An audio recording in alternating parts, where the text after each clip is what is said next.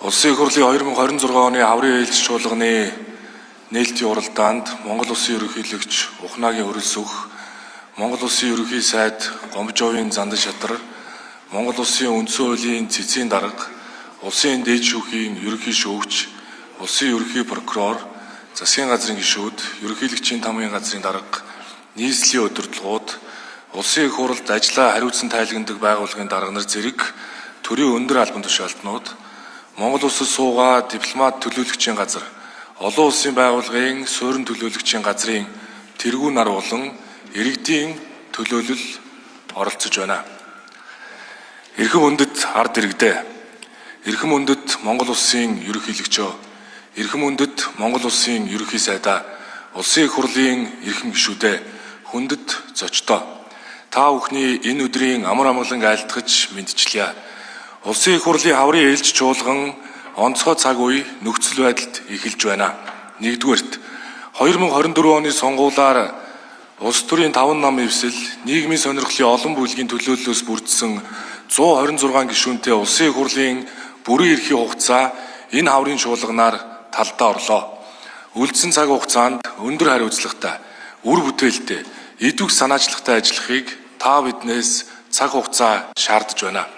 Хоёрдугаарт дэг журам нь сулран ганхаж, төмөр хөшиг ахин татагдж, хүчний туйл нь өөрчлөгдөж байгаа дэлхийн цаг дүрийн ээдрээ геополитикийн зөрчил мөргөлдөөн, дайн байлдаан, тээвэр логистикийн хямрал, эрчим хүч, энергийн хомсдлын шин сорилтуудтай дэлхийн Монгол улс тулгарч байна.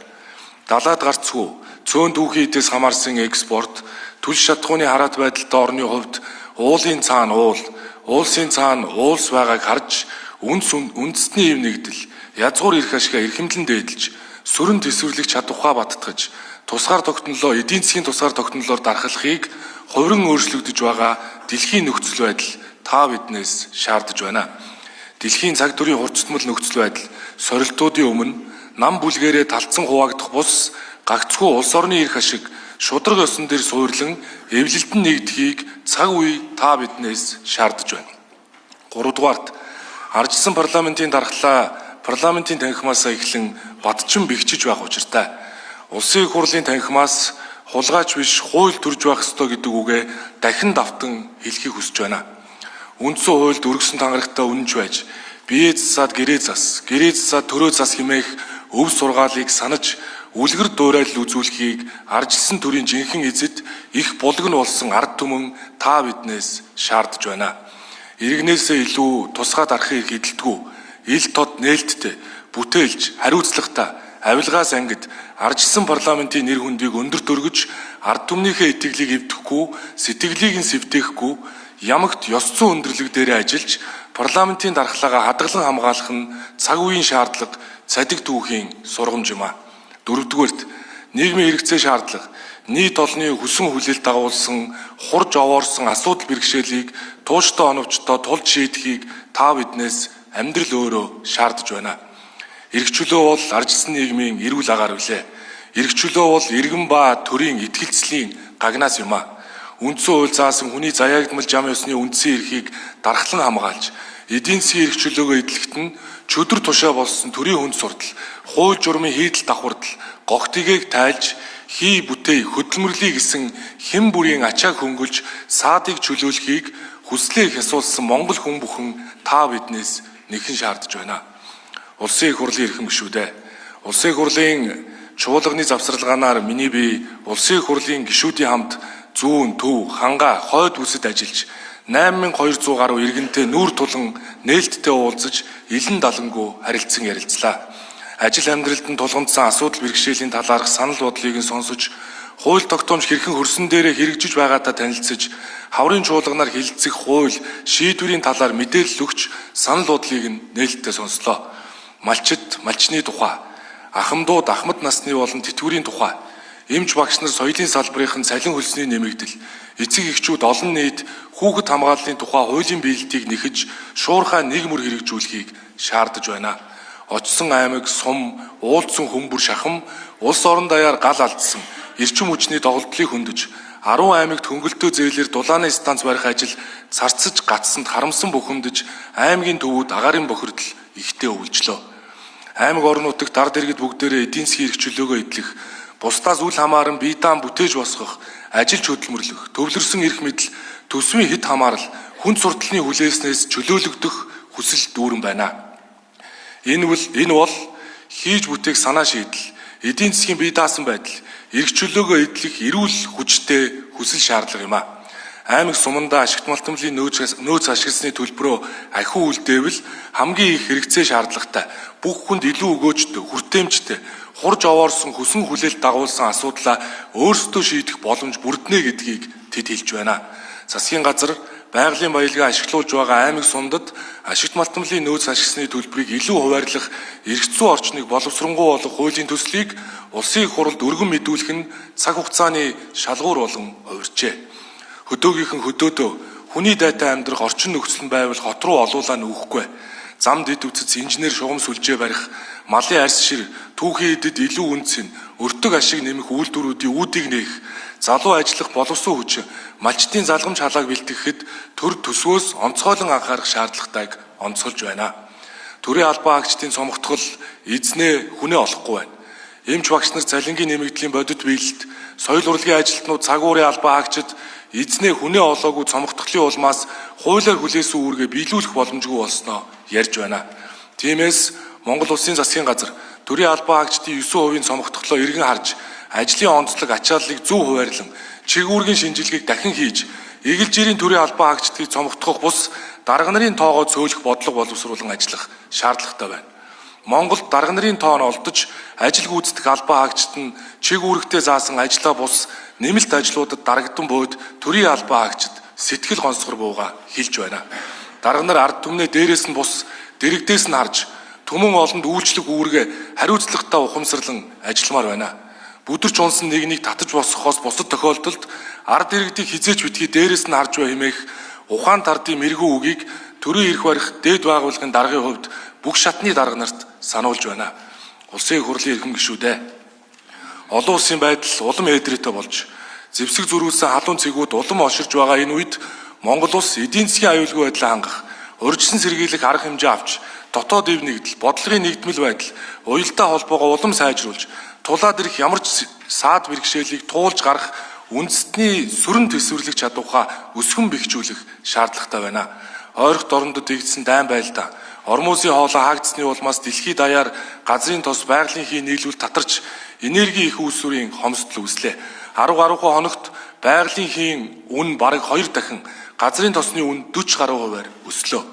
Дэлхийн Монгол улсад дэлхийгээс ангид эдийн засаг, дэлхийгээс хамаарахгүй үн ханш гэж байхгүй. Ийм хурцтмал байдал сунжирч, үргэлжлэх болон өсөн нэмэгдэх аваас түл шатхууны үн өсөх магадлал өндөр байна. Түл шатхууны үн бүх юмны үн болж, хоол хүнс бараа үйлчлэгээ бүгд шингэдэг. Олон улсын тээвэр логистикийн тогтолцоо алдагдах, хямрах эрсдлүүд манай улсын импорт экспортын өртөг зардал өсгөх, эдийн засагт ирэх дарамтыг нэмж болзошгүй байна.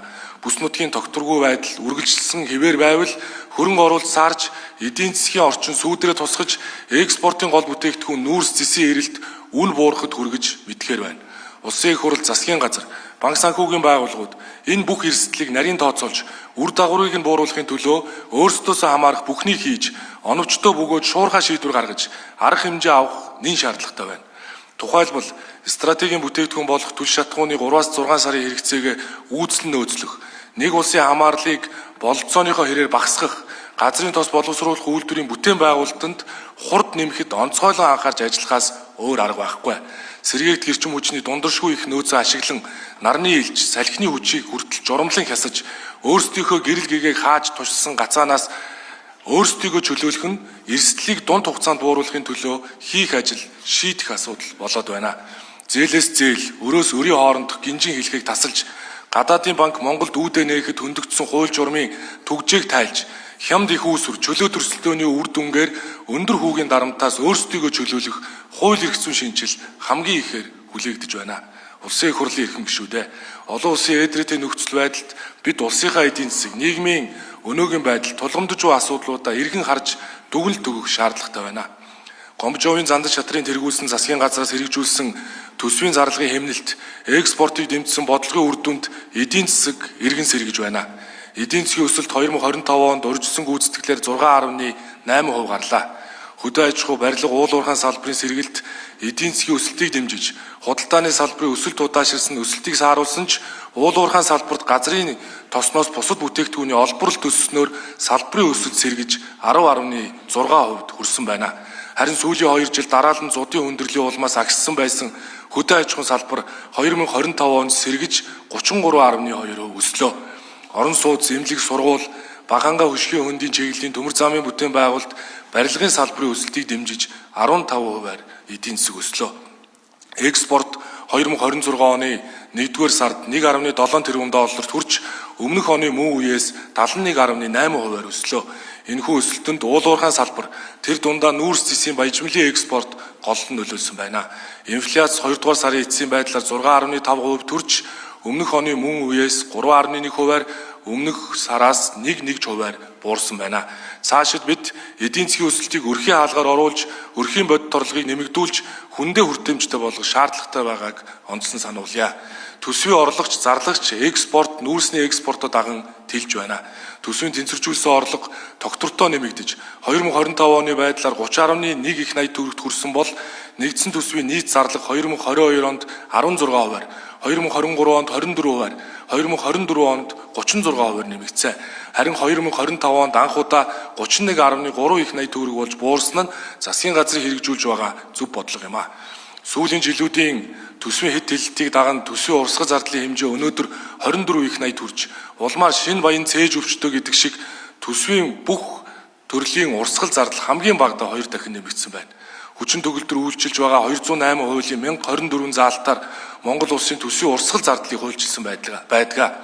Энэ бүгдэд дүн шинжилгээ хийж, урсгал зардлыг хуулиар тогтоосон байдлыг өөрчилж байж, төсвийн дорвитой өөрчлөлт хийж чадахыг хууль тогтоогчид бид анхаарах хэрэгтэй. Улсын их хурлаас хилцэн баталсан төсвийн хүрээний мэдэгдэлд төсвийн нийт зардлын эдийн засгийн харьцааг 2026 онд 32.2%, 2027 онд 30%, 2028 онд 28.6% байхаар үе шаттай бууруулахаар хуулийн төсөл тусгасан нь дэвшил байлаа. Төсвийн зардлын өсөлтийг инхүү хязгаарлаж байгаа нь төсвийн зарцуулалтын үр ашгийг нэмэгдүүлэх, эрэлтийн гаралтай инфляцийг хязгаарлах замаар мөнгөний бодлоготой уялдуулж дунд хугацаанд инфляцийн зорилттой түвшинд тогтворжуулахад хувь нэмрээ оруулах болно. Үүний үр дүнд дунд хугацаанд зээлийн хүү буурах, засгийн газрын зээлжих зэрэглэл тогтвортой нэмэгдэх, төсвийн бодлогоо орон зай бэхжих зэрэг ач холбогдлууд бий болно. Эрхэм гишүүдээ энэ бүх эдийн засаг нийгмийн нөхцөл байдал, гадаад дотоодын хүчин зүйлсийг харгалзан эдийн засгаас сэргээх, иргэдийнхээ ахуй амжиргааг өөд татах эрүүл орчныг бүтээхийн тулд улсын их хурлын хаврын чуулганаар дараах асуудал шийдэлд онцгой анхаарал хандуулахыг та бүхнээс хүсье. 1. Улсын их хурлын даргын хувьд эдийн засаг дахь төрийн хэд оролцооны буруу зуршлыг хомж, хувийн хвшлээ дэмжих, иргэнэ эдийн засгийн эрх чөлөөгөө эдлэгтэн чөдөр тушаа болсон хүн сурталаас чөлөөллийн санаачлагыг дэвшүүлсэн. Зөвшөөрлийн тухай хууль, түүнийг дагалдсан 90 гаруй хуульд нэмэлт өөрчлөлт оруулж, зөвшөөрөл нэртэй хориглолтын тогтолцоог хамтдаа нурааж, иргэнийхээ хийж үтээх хүслийг хассан хүнд сурталаас чөлөөлөё. Зөвшөөрөл гэдэг зүсээ нэрээ өөрчилж, бүртгэл, лавлгаа, тохирол, гэрчилгээ, дүгнэлтүүд болсон хүнд сурталын тогтолцоог халъя. Чуулганы завсарлагаанаар улсын их хурлын гишүүн, Дашцэрэнгийн их түвшингээр ахлуулсан ажлын хэсэг бүтээлчээр ажиллаж, иргэд бизнес эрхлэгчид, төрийн бус байгууллага, иргэний нийгмийн олон талын оролцоотой цуврал хилцүүлгүүдийг зохион байгуулж, зөвшөөрлийн тухай хууль болон түүнийг дагалдах 90 гаруй хуулийн өөрчлөлтийг анхны хилцүүлэгт бэлтгэсэн байна. Хориглоогүй бол зөвшөөрдөг байхаас татгалзах, олон төрлийн үйл ажиллагааг зөвшөөрөл хөөцөлтөд хүлээхгүйгээр мэдэгдээд шууд эхэлдэг болох, зөвшөөрлийн тоо төрлийг эрс цөөлөх, шинээр олгох сунгахад тавигдах шаардлага нөхцөл, бичиг баримт, шат дамжлагыг багасгахыг хөдөлмөрч ажилсах хүмүүс санал нэгтээ дэмжиж байна. Бизнес эрхлэхэд учруулдаг захиргааны дарамтыг бууруулах, тогтвортой байдлыг нь хамгаалах, зөвшөөрлийн хүчинтэй хугацааг уртасгах, зарим төрлийн энгийн зөвшөөрөл мэдэгдлийг төрөөс салгаж мэргэжлийн холбоодод шилжүүлэх энэ хууль төрийн хүнд сурталыг бууруулах хандлагын дорвитой өөрчлөлтийн эхлэл болно гэдэгт итгэл төгс байна. 2. Зөвшөөрлийн тогтолцоог буруу биш зөв болгоход эдийн засгийн эрх чөлөөний хууль, төлбөрийн чадваргүйдлийн хууль, арилжааны тухай хууль, эрчим хүчний тухай хууль, нийтийн өмчийн тухай хууль, төрийн болон орон нутгийн өмчит компани бүтээмж, ил тод байдал, засаглалыг сайжруулах тухай хууль, татварын багц хуулийг цогцоор нь шинжилж хөрөнгө оруулалтанд тулгарч байгаа хууль тогтоомжийн давхардал хийдлийг арилгах шаардлагатайг баялаг бүтээгчид, бизнес эрхлэгчид өөрийнхөө хөлс хүчээр ахуй амьдралаа өөд татах хүсэлтэд хэн бүхэн хүсэж байгааг анхаарал авч үзэх ёстой. 3. Хувийн хвшлийн эрх зүйн байдлыг дордуулдаггүй төр гиндүүл шийдвэр гаргаж, гинэд эргэж буцаж, орон зай, зах зээл, бизнес төлөвлөгөө зорилтыг нь нураадаггүй, хөрөнгө оруулагчдыг урьж авчирч хаад хөөж явуулдаггүй байхыг хуульчлан хөгжил дэвшлийн түлш болсон хөрөнгө оруулалтыг дуудаж дэмжих нэн шаардлагатай байна. Чөлөөтэй бизнес эрхлэх эрх зүйн орчин боловсронгуй болгож, хувийн өмч хөрөнгө оруулалтыг хуульчлан хамгаалж, хуулиас давсан дүрм журам гаргахыг хориглож, төрийн бүх шатны шийдвэр эдийн засгийн утга агуулга дээр үндэслэх нь хөрөнгө оруулалтыг урин дуудах үндэс суурь юм а. Иймд хувийн өмч хөрөнгө бизнест халдан түрэмгийлдэг байдлыг тасан зогсоож, хөрөнгө оруулагчид хувийн хвшил иргэддээ ээлтэй хөрөнгө оруулалтын тухай хуулийн өөрчлөлтийг яаралтай батлах шаардлагатай байна. Эдийн засгийн эрх чөлөөний тухай хууль болон хөрөнгө оруулалтын орчин саад учруулж байгаа хуулийн төслүүдийг боловсруулахаар лувсан цэрэнгийн энх хамгаалан чулуун бэлгийн лодо самбуу нарын гишүүдээр ахлуулсан ажлын хэсэг ажиллаа. Ажлын хэсэг одонгийн цогт гэрэл дарагтаа аржсан намын бүлгээс боловсруулсан эдийн засгийн эрх чөлөөний хууль, засгийн газраас өргөн мэдүүлсэн эдийн засгийн эрх чөлөөний хуулиудыг нэгтгэн улс төрийн намуудын зөвшөлтслийн дор хамтран боловсруулж хилцэн батлах шаардлагатай гэж үзэж байна. 4. Улсын их хурлын хаврын чуулганаар ард иргэд аж ахуйн нэгжүүдийн нуруунд дээр ачаа дарамт болсон татврын ачааллыг бууруулах засгийн газраас өргөн мэдүүлсэн татврын багц хуулийг авч хилцэнэ. Засгийн газраас өргөн мэдүүлсэн хуулийн төсөлд нэмэгдсэн өртгийн албан татвар, хувь хүний орлогын албан татвар 2 их найд, аж ахуйн нэгжүүдийн татврын ачаалал 700 тэрбум, нийтдээ 2.7 их найдаар ачааллыг нь хөнгөлөх, жилийн 400 сая хүртэлх орлоготой жижиг бизнес эрхлэгч татвараа хялбараар тайлгнадаг болж татварыг 1% тооцсон төлөх зэрэг эерэг өөрчлөлтүүдийг тусгасан байна. Иймд улсын их хурл засгийн газрын ажлын хэсгүүд хамтран ажиллаж иргэд аж ахуйн нэгжүүдийн шаардлагад нийцсэн татврын багц хуулийн өөрчлөлтийг цаг алдалгүй батлан гаргая. Татврын багц хуулийн төсөлд санал дүгнэлт боловсруулах Лавгсүрэнгийн Соронзон болд Батбаярын Жаргалан нарын гишүүдээр ахлуулсан ажлын хэсэг ажиллаж байна. 5. Өнөөдөр жирийн иргэдийн амьдрал зээлээс зээл, өрөөс өрийн хооронд өнгөрч байна. 10 жилийн өмнө жигэнсэн зээлийн дундажгүй 17-оос 20% байсан бол өнөөдөр ч хэвээрээ байна. Их үүсвэрийн өртгөн өндөр, хугацаа нь бага, эдийн засгийн эрсдэл их, эрх зүйн орчин тогтворгүй улмаас өндөр зээлийн хүү өрийн гинжин хэлхэнд улс орноор оржээ. Европ, Азийн банкуудыг Монголд урьж дуудсан нэгэнт ихэлсэн яриа хэлцлүүд бол хямд өртөгтэй зээлийн их үүсвэр чөлөө төрслөөний үр дүнд өндөр хүүгийн дарамтаас чөлөөлөгдөх эхлэл болно гэж үзэж байна. Зөвхөн зээлийн хүү төдий бус хөрөнгө оруулалтын орчин, санхүүгийн зах зээлийн өрсөлдөөн, бизнесийн санхүүжилтийн боломж, иргэдэд очих хүртээмж, цаашлаад эдийн засгийн эрх чөлөөтэй холбоотой өргөн хүрээний бодлогын асуудал юм а. Зээлийн хүү буулгах нь зөвхөн гадаадын банк оруулж ирээд шийдчих зүйл биш ээ. Ойрын жилүүдэд эдийн засагт эзлэх төсвийн нөлөөг бууруулж, хэрэглэгчээс үйлдвэрлэгч, халамжаас хөдөлмөрт, импортлогчоос экспортлогч улс болж байж зээлийн хүү бага түвшиндээ хүрнэ. Харин богино хугацаанд иргэд үйлдвэрлэгчдэд илүү боломж нээхийн тулд банкны тухай хуульд өөрчлөлт оруулах нь гадаадын банк орж ирж санхүүгийн ноу-хау, шинэ стандарт, эрсдлийн удирдлагын соёл технологийн шинжил, үр ашигтай банкны салбарын шинэ хөгжлийг эхлүүлэх болно. Санжаагийн наран цогт ерөнхийлөгчдөө төв банкны бүрэлдэхүүн санаачлагтай ажиллаж, төв банкны бүтэц бүрэлдэхүүнийг өөрчилж, даргын тоог цөөлж, 700 хүрээд байсан орон тоог 500 болгож оновчилж, банкны хуримтлагдсан алдагдлыг бууруулах, гадаадын банк оруулж ирэх зээлийн хүүг бууруулах цогц судалгаа хийж, нөхцөл байдалтай бодиттой үнэлт дүгнэлт хийж ажилласанд талархалтай байна. Иргэдийг үнийн өсөлтөөс хамгаалах тухай улсын их хурлаас батлан гаргасан тогтоолын хэрэгжилтийг хангуулахаар улсын их хурлын гишүүн Ганзургийн Тэмүүлэн, Банзрагчийн Төвшин, Нанздын Наранбаатар нарын ажлын хэсэг чуулганы завсарлагаанаар ажилласны үр дүнд банкны тухай хууль болон төв банкны хуулийн нэмэлт өөрчлөлтийн төслийг боловсруулан улсын их хурлд өргөн мэдүүлэхэд бэлэн болоод байна. 6. Улсын их хурл хаврын чуулганы хугацаанд хүүхдийн эрхийг хамгаалах хуулийн хэрэгжилтэнд хяналт тавихад онцгойлон анхаарна. Улсын их хурл гэр бүл хүүхдтэй холбоотой хэргийг тусгай орчинд мэрэгсэн шүүгч шийдвэрлэх зайлшгүй шаардлагатай гэж үзэж гэр бүл хүүхдийн хэргийн дагнсан шүүх байгуулах шийдвэрийг гаргасан билээ. 2026 оны 1-р сард шүүгчтэн томилогдсон дагнсан шүүх үйл ажиллагаанд хэрэглэх Хүрлбаатарын Баасан Жаргал, оюун сайхны Алтан гэрэл нарын гишүүдээр ахлуулсан ажлын хэсгийн анхны хилцүүлэгт бэлтгэсэн гэр бүлийн хэргийг шүүхэд хян шийдвэрлэх тухай хуулийг хууль тогтоогчдын хувьд ч өөрсдөө үр хүүхэдтэй ээж аавуудын хувьд ч энэ тэргүүнд шуурхаа хилцэн батлах шаардлагатай байна. Хүүхдийн дээд эрх, ашиг сонирхлыг хангахын тулд нөхцөл байдлыг тал бүрээс бүрэн бодиттой тогтоох зорилгоор шүүгч нотлох баримтыг хэрэгжүүлдэг хуультай болно. Үүний хамт гэр бүлийн тухай хуулийн шинжилсэн найруулгын төсөл болон нийгмийг зочроосон олон гэмт хэрэгүүдээс урьдчилан сэргийлэх эрх зүйн орчныг бүрдүүлж, гэрч хохирогчийг хамгаалах тогтолцоог иргэн сэргээж, гэрч хохирогчийг хамгаалах тухай хуулиудыг цаг алдалгүй хилцэн баталж, хүүхдийн эрх, хууль орчны ашиг сонирхлыг нь хамгаалцгаая. 7. Тэтгэврийн тогтолцооны нөхцөл байдал тулгамдсан асуудал бэрхшээлийг санхүүгийн салбарыг хөгжүүлэхдээ хамтдаа авч үзэх шаардлага зүй ёсоор тавигдж байна. Өнөөдөр дан ганц улсын нийгмийн даатгалын сан шийдэл гарц шин шатанд хүргэж чадахгүй нь тодорхой боллоо. Ахуй амьдралыг тэтгэж чадахгүй, хүн амын насжилт өсөж буй хурдыг үүсэхгүй, гал унтраах маягаар аргацаасаар нөхцөл байдлаа бид бүрэн дүүрэн дүгнэх хэрэгтэй. Иймд хувийн нэмэлт тэтгэврийн тухай хуулийн төслийг дахин боловсруулж хилцэн батлуулах шаардлагатай байна. Улсын нийгмийн даатгалын сан даатгадаг биш өөрөө даатгуулдаг. Тэтгэврийн тогтолцоо өөрөө тэтгэврт гарч тэтгүүлдэг болсон нөхцөл байдлыг өөрчлөх хуулийг нэн яралтаа хилцэн батлая. Иргэн ирээдүгээ дан ганц улсын биш хувийн нэмэлт тэтгэврийн сан даатгах, орлогын олон их үүсвэртэй болох эрх зүйн орчныг бүрдүүлэх зорилгоор улсын их хурлын гишүүн Мэнд Баярын мандахай Гончиг Доржийн уян гişиг нараар ахлуулсан ажлын хэсэг ажиллаж байна.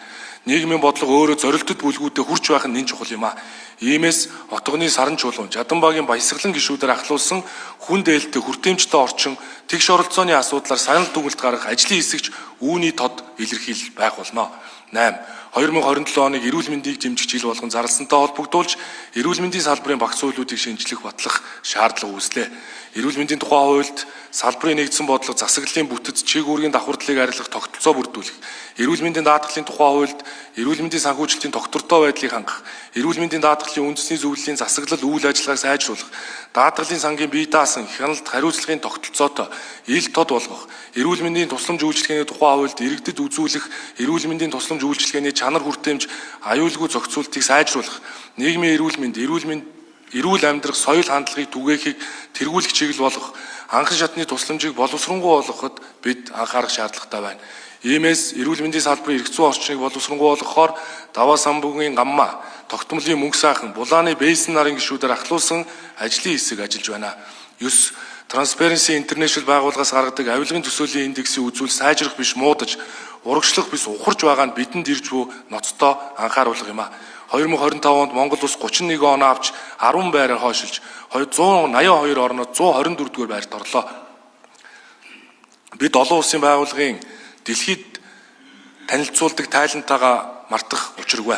Өөрсдийнхөө толиндох тусгалтайгаа заргалдан маргалдаад юу ч өөрчлөхгүй, зөвхөн засаж залруулж өөрчлөх болно. Үүнд олон шалтгаан бийж онцлон авч үзвэл байгалийн нөөц баялагын үр өгөөжийг төвлөрүүлэх, хуваарлах, зарцуулах, шийдвэр гаргахтаа үйл явц өөрөө ил тод бус хариуцлага хангалтгүй байна. Төсвийн зарцуул төрийн өмчт компаниудын засаглал сул нуугдмал хаалттай байна. Шүгэл хүлээгчийг хамгаалах хууль эрх зүйн орчин тодорхойгүй байна.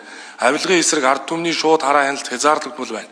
Авилга албан тушаалын хэрэгтнүүл ялд завших, халдшгүй ирэхээр далайлган мөрдөн байцаалтаас зугтах зайлсхийх байна. Энэ удаагийн улсын хурлын онцгой зорилт даалгавар бол олон улсын авилгын төсөөлийн индексээр аргачлах биш урагшилж ахиц амжилт гаргах явдал юм а. Өнөөдөр эхэлж байгаа хаврын чуулганыг авилгын эсрэг эрх зүйн эрүүл орчин хөрс бүрдүүлж, хогийн ургамлыг уг үндсээр нь арилгах, хаврын тариалт болгохын төлөө ухаан бодлоо уралдуулан мэтгэлцгийг уриалж байна. Авилга албан тушаалын гэмтрийн хохирогчд нь Монгол улсын иргэд юм а. Авилгын хохирол бол иргэн бүрийн идлээгүй боломж аваагүй цалин биелээгүй мөрөөдөл алдарсан итгэлцэл юм а. Энэ хаврын чуулганаар хууль бусаар олсон хөрөнгө орлогыг илрүүлэх, хураа авах, нөхөн төлөвлөх, илүү ил тод, илүү хариуцлагатай үр дүнтэй хуульчилгад бид анхаарах болно. Улс төр төрийн өндөр албан тушаалтны нотолж чадаагүй хууль бусаар олсон орлогыг хураа авч иргэн бүрд илүү өгөөжтөө эрүүл мэнд боловсрол зориулж эмнэлэг сургууль барихад зарцуулдаг болох хуулийг энэ хаврын чуулганаар хуульчин шийдвэрлэх хүсэл зоригтой байна. Энэ хуулийг боловсруулах ажлыг нийтийн албан тушаалтны хөрөнгө хураах хуулийг санаачлагч улсын их хурлын гишүүн оюун сайхны алтан гэрэлд хариуцсан ахлуулан ажиллаж байна. Үндсэн хуулийн цэцгийн 10 дугаар дүгнэлтийг улсын хурл хүлээн авсантай холбогдуулж, улсын хурлын гишүүн Хишиг Дэмбэрлийн Тэмүүжин гишүүнээр ахлуулсан ажлын хэсгээс боловсруулсан эрүүгийн хуульд өөрчлөлт оруулах тухай засгийн газраас өргөн мэдүүлсэн улсын хурлын гишүүн Дорж Сүрэнгийн үүрийн туяагаар ахлуулсан нийтийн өмчийн болон төрийн өмчт компани хуулийг батлан гаргах болно. Улсын их хурлын гишүүн Болдын уян нарын боловсруулсан олборлох салбарын ил тод байдлын хуулийг хилцэн батлах нь авилгын төсөөлийн индексийг бууруулахад чухал алхам болно хэмээн үзэж байна. Улсын их хурлын даргын чөлөөлийн санаачлага, эрчим хүчний болон газрын сүнсний бүтээгдэхүүний хараат байдлыг бууруулах тухай их хурлын тогтоолын дагуу улсын их хурлын гишүүн Мөнх чулууны инх цэцэг, саруул сайхны цэнгүү нарын ажлын хэсгийг идэвх санаачлагтай ажиллаж 20 кВт-аас доош үйлдвэрлэсэн сэргээгт эрчим хүчийг түгээх сүлжээнд холбоход хүлээдэг 6-аас 12 сарыг ажлын 11 хоног, 9-өөс 15 хоногийн шат дамжлагыг 3 болгон цөөлж, техникийн нөхцөл шаардахгүй болгон нарны илч гэрлийг хүртэл халахсан хүнд сурталыг чөлөөлж чадлаа. Аймгийн төвүүдэд нарны хавт нь хураагуур станц ганц барихад хөндлөсөн зөвшөөрөл газар орлогыг хөнгөвчилж хөрөнгө санхүү босгох бэлтгэл орчин бүрдээд байна. Мөн байгаль орчин ногоон хөгжлийн асуудлыг цогцоор нь харж хууль тогтоомжийн давхардл хийдлийг арилгахаар Улсын их хурлын гишүүн Салдангийн одон туяа Батүлзийн Бат Эрдэнэ нарын ажлын хэсгийн үр дүнд ногоон хөгжлийг чөлөөлсөн эрх зүйн зохицуултыг чөлөөлөх хуулийн шинжилгээг хийх ажлын хэсэг ажиллаж байна. Байгаль орчны салбарыг усгүйгээр төсөөлхийн аргагүй, усны нөөцийг хамгаалах зохистой ашиглах, эрх зүйн орчин боловсронгуй болгохоор Лувсан Бямбагийн мөнх баясгалан гишүүнээр ахлуулсан ажлын хэсэгч хариуцлагатай ажиллаж байгааг та бүхэндээ онцлон тэмдэглэе. Хөдөө орон нутагт 8200 гаруй иргэнтэй уулзахад олон удаа дахин давтагдж байгаа асуудлуудад онцгойлон анхаарч боловсролын салбарын эрх зүйн орчныг боловсронгуй болгох Улсын их хурлын гишүүн Жанжбын гал бадрах Ахмад насны тухай хуулийн ажлын хэсгийг Улсын их хурлын гишүүн Сүхбаатарын Эрдэнэбат, малчны тухай хуулиудын биелэлтийг шалгах ажлын хэсгийг Улсын их хурлын гишүүн Очирбатын Амгаланбаатар, Цагаанхүүгийн Идэрбат надараа ахлуулан шалган судалж санал дүгнэлт гаргах, хууль тогтоомжийг илүү үр дүнтэй хэрэгжүүлэх хувилбарыг тодорхойлох, шаардлагатай шийдвэрийн төслийг боловсруулахаар ажиллаж байгааг та бүхэндээ онцгойж хэлье. Төрийн албан агч сар тутам, улирал тутам, хагас жил тутам бүтэн жилээр бодлогын баримт бичгийн төрөл тус бүрээр гихчлэн хамгийн багадаа 14-өөс 18 төрлийн тайлан бичиж байна. Төрийн албан агчдын нийт үйл ажиллагааны 70% нь урдээс төлөвлөөгүй гинтийн шинжтэй тухай бүр удирдлагын заавараар хийдэг тайлан мэдээлэл бэлтгэх ажлууд багтаж байна. Ийм учраас төрийн албаны тухай хуульд нэмэлт өөрчлөлт оруулж төрийн албан агчийн гүйцэтгэхийн бүтээмж үндсэн ажилдаа зарцуулах цагийг нэмэгдүүлэхийн тулд дэлхийн улс орнууд баримталж байгаа once only зарчим буюу ижил агуулга бүхий тайлыг нэг удаа авч дараа нь бусад байгууллагууд хэрэглэх хуулийн төслийг өргөн мэдүүлэхэд бэлэн боллоо. Энэ хуулиар төрийн байгууллага албан тушаалтан цахим системд байгаа тайлан мэдээллийг төрийн албан агчаас давхардуулан шаардах цаасан хэлбэрээр гаргуулan авахыг бүр мөсөө хориглоно. Цаашид Улсын их хурл баримт бичгийг очруулан тараадаг биш цахим хэлбэрээр танилцаж цаасны зардлыг бууруулна. Иймд Улсын их хурлын гишүүн төрийн байгуулалтын байнгын орооны дарга Цэндийн Сандаг Очир нарын гишүүдийн боловсруулсан Улсын их хурлын тухай хууль, дэгийн тухай хууль, засгийн газар дэх хяналтын тухай хуулиар эдгээр асуудлыг нэг мөр шийдэх болно. Эрхэм гишүүдээ Улсын их хурлын чуулган бүрийн эрхийн хугацаанд 119 удаа хуралдаад байгаа энэ үед ердөө 19% нь оролцсон гишүүнч байна. Хурал чуулгандаа сууж сонгогчдоо төлөөлөх үндсэн ажлынхаа 81%-ийг тасалсан хууль тогтоож байгаа цагт парламентын нэр хүнд итгэл дархлаа сулрана. Нээлттэй парламентыг бүрдүүлж иргэдийн хяналтыг бэхжүүлэх чиглэлээр Улсын их хурлын үйл ажиллагааг илүү ил тод нээлттэй цаас биш цахим баримжаа сураг биш баримт нотлохонд үндэслэн хөгжүүлэх зорилгоор чуулганы завсарлагын хугацаанд Улсын их хурлын тамгын газар парламент эмэн платформыг нэвтрүүллээ. Улсын их хурлын гишүүдийн эрт санал хураалт хурлын тов өргөн мэдүүлсэн хуулийн төслүүд ажлын хэсгийн оролцоо идэвх зэргийг бодит цагийн горимоор нээлттэй мэдээлж эдийн засгийн нийгмийн дөрвөн үндсэн салбарын 12 дэд бүлгийн 160 гаруй үзүүлэлт бүхий их хөгжил статистикийн дашбордыг Улсын их хурлын гишүүд та бүхэнд тарааж хэрэглүүлж эхэллээ. Энэхүү дашборд Улсын их хурлын гишүүдийн эрт зорилтоо идэвхийг нээлттэйгээр харах боломжийг бүрдүүлэх бөгөөд иргэд сонгогчдож гисэн тэр сонгосон гишүүнийхээ ажлын тайлан эрт суулан идэвх оролцоог цаг тухайд нь хардаг шин соёл бүрдэх болно. Энэхүү дашбордыг амлиулах зорилгоор хиймэл оюун ухааныг нэвтрүүлж парламентын үйл ажиллагаанд ашиглах их хөгжил судалгаа мэдээлэл боловсруулахад ашиглаж эхлээд байгааг эрхэм гишүүд та бүхэндээ хэлье. Хууль тогтоох дээд байгууллагын үйл ажиллагаанд хиймэл оюуныг нэвтрүүлж Монгол улсад хүчин төгөлдөр мөрдөж байгаа 378 хувь шинжилгээ хийж 1000 гаруй заалтны хүний эрхийг зөрчсөн хязгаарласан шууд зөрчиж байна гэсэн дүн гарсан. Эрхчлөөд Монгол улсын иргэний үндсэн хууль заасан үндсэн эрхийг тушсан 1000 чөдөр 1000 гогтгий байна. Улсын их хурл өргөн барьсан хууль тогтоолын төсөл бүрийн хүний эрхийг зөрчсөн хязгаарласан эсхийг хэн бүхэн парламентд зочилж хиймэл оюуны тусламжтайгаар дүн шинжилгээ хийдэг болсон нь эрх зүйн чөлөөлөлтөнд технологийн дэвшил ашиглаж эхэлсний үр дүн юм а. Цаашид хүний эрхийг зорчсон хууль тогтоомжуудын давхардл хийдлийг арилгахаар Сүхбаатарын Эрдэнэбат, Хүрлбаатарын Баасан Жаргал нарын гишүүдийн ажлын хэсэг ажиллаж байна. Мөн Улсын их хурлын тамгын газар Жинбатын Анар гишүүний ахалдаг инновац цахим бодлогын хөгжлийн дэд хорооны санаачилгаар парламентын нээлттэй өгөгдлийн сан байгуулах ажлыг чуулганы завсарлагын хугацаанд хэрэгжүүлж эхэллээ. Хуулийн төсөл нэмэлт өөрчлөлтийн текстийг онлайнаар нээлттэй байршуулж гишүүн бүрийн санал хураалтын дүнг ил тод харуулах хуулийн төслийн явцыг эрхэм гишүүд та бүхэн өөрсдийн iPad дээрээ нээлттэй харах бололцоог бүрдүүлсэн юм а. Улсын их хурлын эрхэм гишүүдээ Монгол улсын ерөнхийлөгчийн санаачилсан Улсын их хурлын тухай хуульд нэмэлт өөрчлөлт оруулах тухай хуулийн төслийг хаврын чуулганаар хилцгээр төлөвлөж байна. Ардчсан орны, ардчсан парламентын дархлааг сулруулах биш бэхжүүлэх, цаашид парламентыг илүү хариуцлагажуулах талаас нь шүүн тунгааж, иргэдийн санал бодлыг тусган олноороо хэлэлцэх учиртай. Улсын их хурлын эрхэм гишүүдээ улсын их хурлын бүрэн эрхийн хугацаа талдаа орсон. Дэлхийн дахны хурцтмал байдал, төрийн хүнд сурталаас иргэн хувийн хвшлийг чөлөөлөх шаардлага, авилгын эсрэг бодлого үйл ажиллагаанд бодиттой өөрчлөлт гаргах, эдийн засгийн өсөлтийг өрхийн хаалгаар оруулах зорилгодоо тууштай байж, үндэсний эрх ашигаа эрхэмлэн, мэрэгжлийн мэтгэлцээ өрнүүлж, олон ургалж үзлийг уралдуулан өндөр хариуцлагатай ажиллахыг та бүхнээс хүсье. Монгол Улсын их хурлын 2026 оны хаврын ээлж чуулган нээснийг мэдэгдэе.